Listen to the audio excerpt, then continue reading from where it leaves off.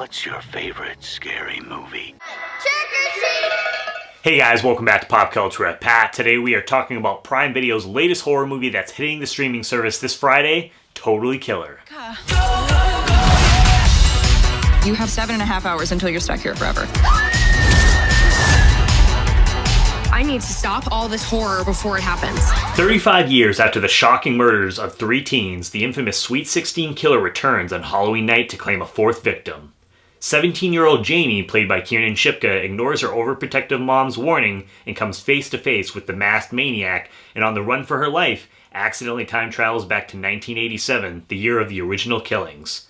Thrown into the 80s culture, Jamie teams up with her teen mom, played by Olivia Holt, to take down the killer once and for all before she's stuck in the past forever. So Totally Killer is a little bit of Scream mixed in with Back to the Future, and throw in a little bit of a Disney Channel original movie mixed in there as well. And the film is produced by Blumhouse, and it fits right in with the slasher universe that they've created over the past several years with different films like Freaky, Happy Death Day, and different films like that. And so the film opens up in present day on Halloween night, which is always a plus for me. I love when movies take place around Halloween, and it's perfect time to release this, where we are now officially in October, which is awesome. I love this time of the year, as you guys know. We also get this fun little narration telling us about the murders that took place 35 years ago, and how the girls were all murdered on when they were 16. We then meet our lead of the film, Jamie, who wants to go out with her friend on Halloween night to a concert, but her mom is freaking out because Jamie is the same age her and her friends were when they were attacked by the Sweet 16 killer. Jamie ends up going out anyways, and that's when she ends up getting attacked by the killer and then ends up time traveling back to 1987. From there, when she gets back to the 80s, that's when she ends up teaming up with her teen mom that she ends up finding, and she tries to put a stop from these murders ever happening in the first place. So Kiernan Shipka, she plays our lead here, Jamie, and I've been a fan of hers for a little while now. She was in this super creepy A24 film, The Black Coat's Daughter, that came out several years ago, which I highly recommend if you guys haven't seen. And she also played Sabrina in The Chilling Adventures of Sabrina, and even though the show had its ups and downs, I loved her character and her performance as that character in the show. Now, for Totally Killer, there's some moments where I can see some people not being a huge fan of her character, but I think it's more due to some of the writing of the character rather than Kiernan's performance here. She does have a moment in the film, though, that I loved, being such a big Scream fan, especially the first film, where she kind of has her take on the rules scene, so a little bit of a tribute to Randy there, that I really dug that. And so overall, I did like her character. I liked how she was playing, you know, sort of that fish out of water, being thrown back into the 80s culture and kind of going back and forth with what's acceptable, you know, in today's world versus what was acceptable back in the 80s. That created some funny moments there. This is a creepy-ass cabin in the middle of fucking nowhere. What's the big deal? There's a murderer on the loose, and you drove us into the woods.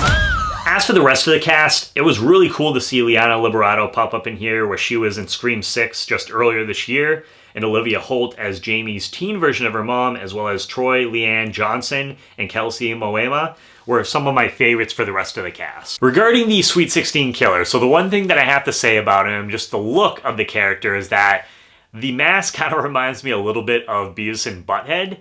And I don't think that this character is going to stand out amongst the pantheon of slasher villains that are out there. But I did think that he was fun, and honestly I think that they were going for that masked killer look vibe that we saw so much of in the 80s, and that's where a bulk of this film takes place, so I definitely think that's what they were going for here. He just doesn't really stand out when you compare to some other slashers that we've gotten over the years. And even though not all of the comedy worked for me, I definitely think that there were some times or some certain lines that I felt were a little forced or a little cringy for me. But there were a number of lines and jokes that I did actually laugh at throughout the film, and I did appreciate this film's dark sense of humor.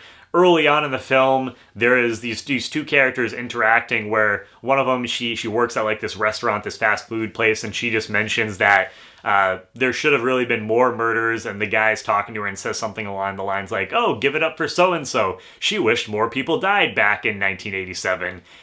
And I have a dark sense of humor, so I thought that was kind of funny. So different things like that throughout the film got a laugh out of it. The machines kill us all. No, they more just rip apart the fabric of our society via dance videos on TikTok. They use dance against us. And of course, with a movie like this, a bulk of it taking place in the 80s, gotta quickly mention the soundtrack in the film. I love the soundtrack. There's definitely some bangers on here. We've got some, covers of different songs. So I really enjoyed the music here. I think it added to the film overall. Overall, even though some of the characters in the Sweet 16 Killer were a little generic at times, there was enough in Totally Killer to make this a fun watch for this Halloween season, and I can recommend to horror fans to give this a watch. As far as the score goes, guys, I'm gonna give this a 7 out of 10. So this movie, it comes out officially on Prime Video on Friday, so make sure you guys check it out if you're interested, if you like horror movies, you like the slasher genre.